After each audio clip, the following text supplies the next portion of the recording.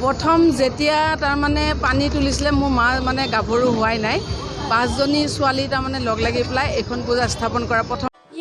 নমস্কাৰ সকলোলৈকে শাৰদীয় দুৰ্গা পূজাৰ ওলগ তথা শুভকামনা জ্ঞাপন কৰি আৰম্ভ কৰিছোঁ আমাৰ এটি নতুন ভিডিঅ'।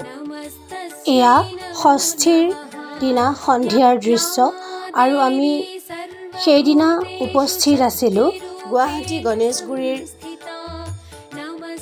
যি দুৰ্গা পূজা মঞ্চ বাৰুৱাই দুৰ্গা পূজা মঞ্চ দিছপুৰ বাৰুৱাই দুৰ্গা পূজা সমিতি আৰু জ্যোতিকলা কেন্দ্ৰৰ দ্বাৰা আয়োজিত যি দুৰ্গা পূজা সেই দুৰ্গা পূজাথলীত আমি উপস্থিত আছিলোঁ আৰু সেই সময়ত তাত বেলবৰণৰ বাবে যো-জা চলি আছিলে আৰু আমাৰে সৌভাগ্য যে আমি সেই ক্ষণত তাত উপস্থিত হৈছিলোঁ আৰু এয়া দেখিছে বেলবৰণৰ বাবে সকলো সাজু হৈ উঠিছে আৰু এই ভিডিঅ'টোত আমি দুখন পূজাথলীৰ বেলবৰণৰ দৃশ্য আমি আপোনালোকক দেখুৱাম।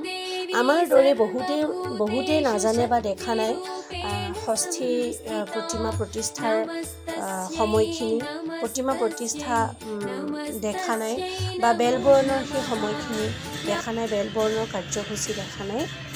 সেয়েহে এই ভিডিঅ'টোত আপোনালোকে দুখন পূজাথলীৰ পৰা বেলবৰণৰ কাৰ্যভাগ দেখিবলৈ পাব। আহকচোন আমি একেলগে উপভোগ কৰোঁ।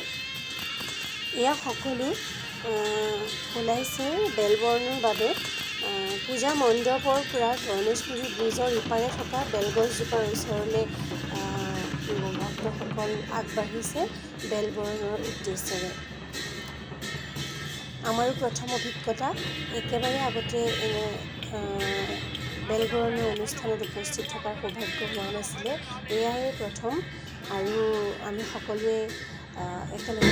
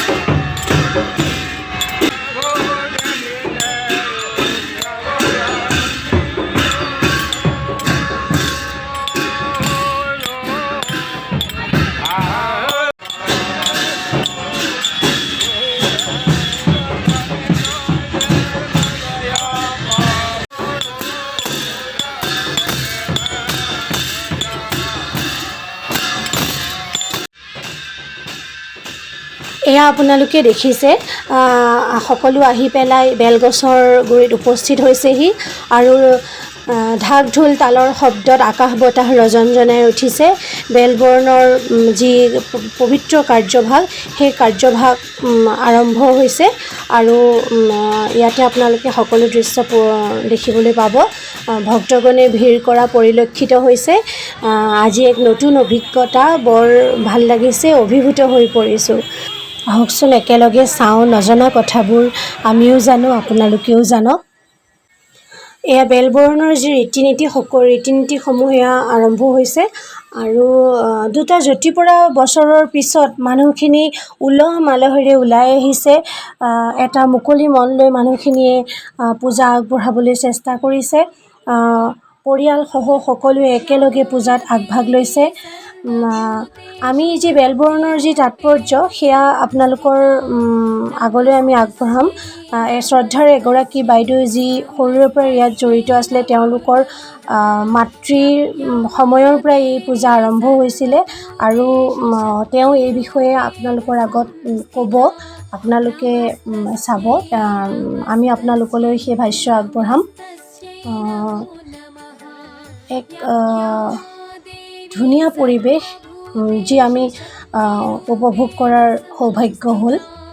नमस्तस्यै नमस्तस्यै नमस्तस्यै नमो नमः या देवी सर्वभूतेषु शक्तिरूपेण संस्थिता नमस्तस्यै नमस्तस्यै नमस्तस्यै আমাৰ মাজত উপস্থিত আছে এগৰাকী বাইদেৱে বেলবৰণ সম্পৰ্কে কিছু কথা আপোনালোকৰ বাবে আগবঢ়াব।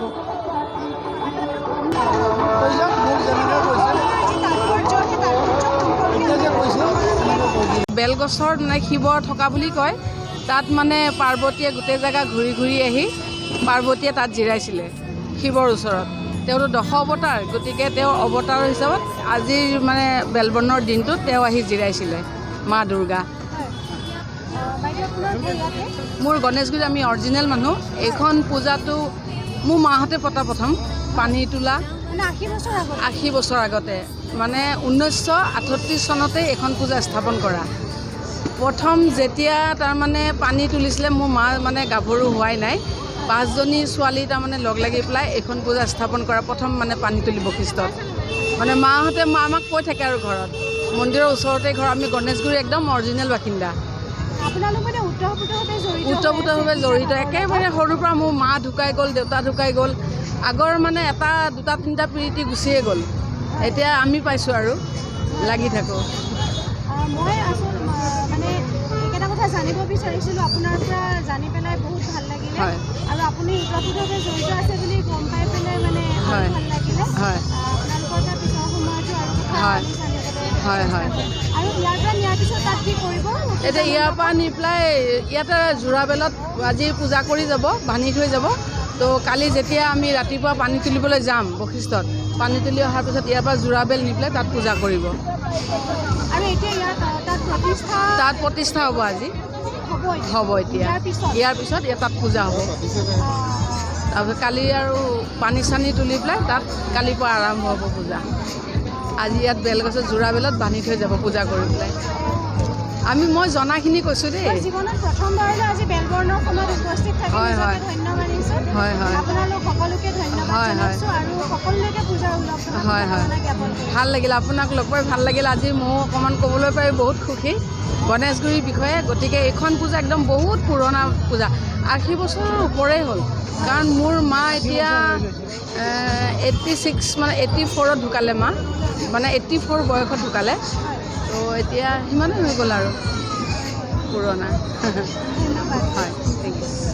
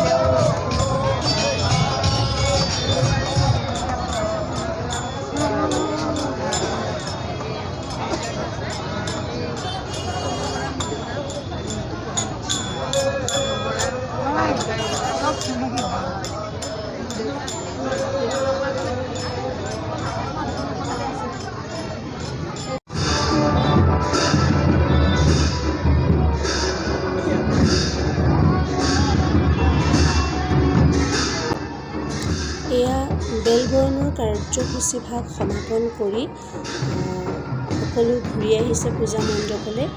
আৰু ইয়াত 63ৰ বেদীত দেৱীৰ প্ৰতিমা প্ৰতিষ্ঠাৰ যি কাৰ্যসূচী সেয়া আৰম্ভ হ'ব। আৰু প্ৰথমবাৰলৈ বেলবৰণ আৰু ষষ্ঠীৰ পূজা উপভোগ কৰাৰ আমাৰ সৌভাগ্য হৈছে। আমি নিজকে ধন্য মানিছোঁ। এয়া আমাৰ বাবে ডাঙৰ আশীৰ্বাদ। এয়া চাওক, আহি পেলাই পূজা মণ্ডপৰ সন্মুখত সকলো উপস্থিত হৈছে সকলোৱে মূৰ দোৱাইছে দেৱীৰ ওচৰত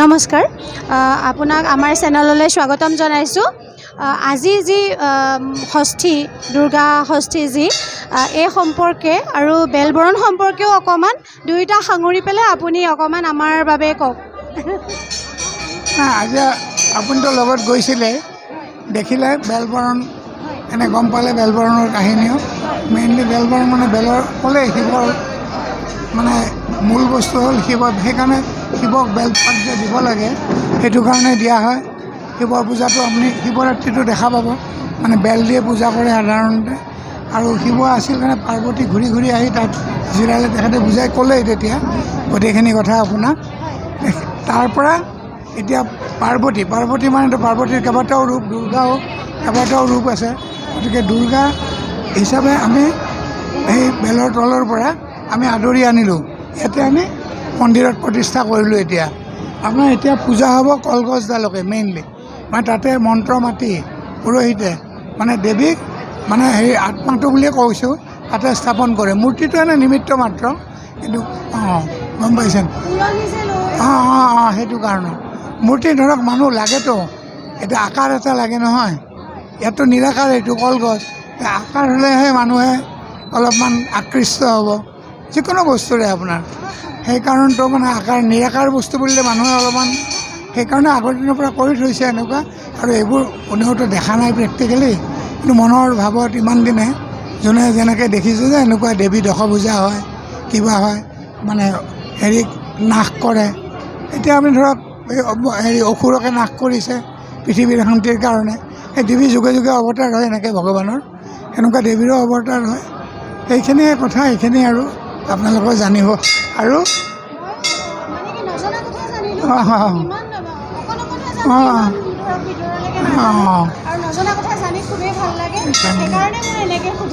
নাই ঠিক আছে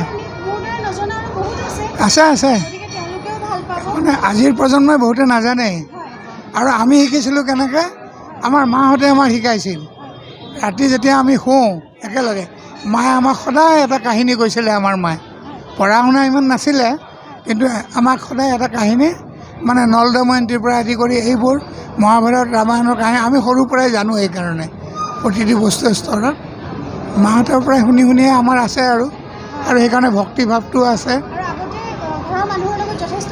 একজেক্টলি সেইটো এটা কথা আমি আইতাহঁতকো পাইছোঁ বহুত জনা হয় যদিও স্কুল কলেজত পঢ়া নাছিল আমাৰ আইতাৰ জ্ঞান দেখিলে আমি নিজে তবত মানিছিলোঁ ইমান জানে তেওঁলোকে মানে বিশেষকৈ আধ্যাত্মিক কথাবোৰ এইখিনিয়ে আৰু ডেফিনেটলি আৰু সেইটো লাজৰ কথাও নহয় আপুনি শিকিবই লাগে চবৰ পৰা এইটো চবেই চব কথাটো নাজানে আপোনাৰ লাইনটো মই নাজানো মোৰ লাইনটো আপুনি দুটা সুধিলেহে গম পাব আৰু থেংক ইউ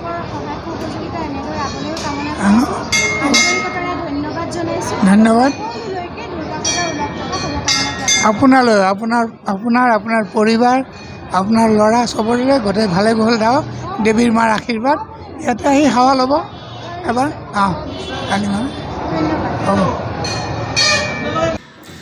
বৰ ভাল লাগিল এই সময়ত ইয়াত উপস্থিত থাকি ষষ্ঠীৰ পূজা চলি আছে ষষ্ঠীৰ বেদীত দেৱীৰ কৃত্ৰিমা প্ৰতিষ্ঠা হৈছে আৰু আপোনালোকে দেখিছে ঢোল তালৰ শব্দত আকাশ বতাহ ৰজনজনাই উঠিছে বৰ ধুনীয়া পৰিৱেশ এতিয়া আমি বৃহত্তৰ হেঙেৰাবাৰী সাৰ্বজনীন দুৰ্গা পূজা যি হৈ আছে তাত হোৱা বেলবৰণৰ দৃশ্য আমি আপোনালোকক দেখুৱাবলৈ আগবাঢ়িছোঁ এয়া আমি আহি উপস্থিত হৈছোঁ হেঙেৰাবাৰী পাব্লিক হেল্থ চাৰিআলিত আৰু বৃহত্তৰ হেঙেৰাবাৰী সাৰ্বজনীন দুৰ্গা পূজা সমিতিৰ দ্বাৰা আয়োজিত যি দুৰ্গা পূজা পাব্লিক হেল্থ চাৰিআলিত হৈ আছে তাতে বেলবৰণৰ কাৰ্যসূচী আৰম্ভ হৈছে আৰু আমি আপোনালোকক তালৈ লৈ যাব খুজিছোঁ আমি আহি পেলাই এয়া পূজা মণ্ডপত প্ৰৱেশ কৰিছোঁ ইয়াত প্ৰতিমা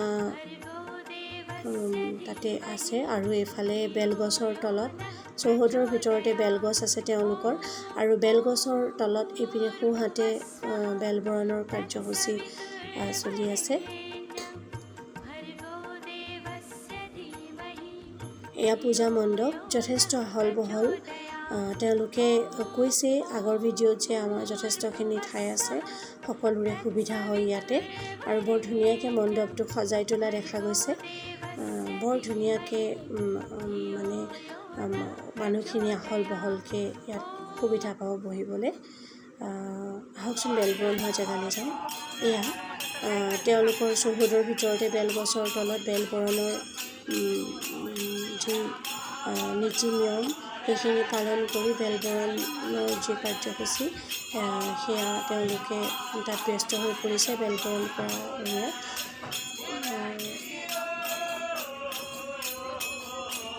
আহকচোন উপভোগ কৰোঁ।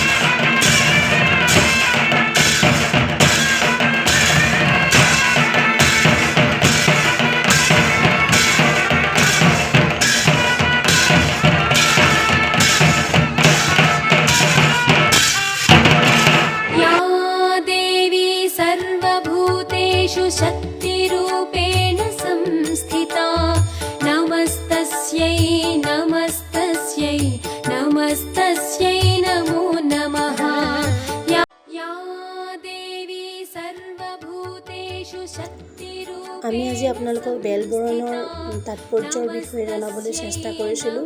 বেলবৰণৰ দৃশ্যসমূহ আপোনালোকক দেখুৱাবলৈ চেষ্টা কৰিছিলোঁ, ষষ্ঠীৰ পূজা দেখুৱাবলৈ চেষ্টা কৰিছিলোঁ। তাত আমাৰ বহুখিনি ভুল ত্ৰুটি হ'ব পাৰে, তাৰ বাবে আপোনালোকৰ ওচৰত ক্ষমা বিচাৰিছোঁ। আৰু ভিডিঅ'টো শেষলৈকে চোৱাৰ বাবে সকলোকে আন্তৰিকতাৰে ধন্যবাদ জনাইছোঁ। লগতে শাৰদীয় দুৰ্গা পূজাৰ উলগ তথা শুভকামনা জ্ঞাপন কৰি আজিৰ ভিডিঅ'টো ইমানতে সামৰিছোঁ। ধন্যবাদ।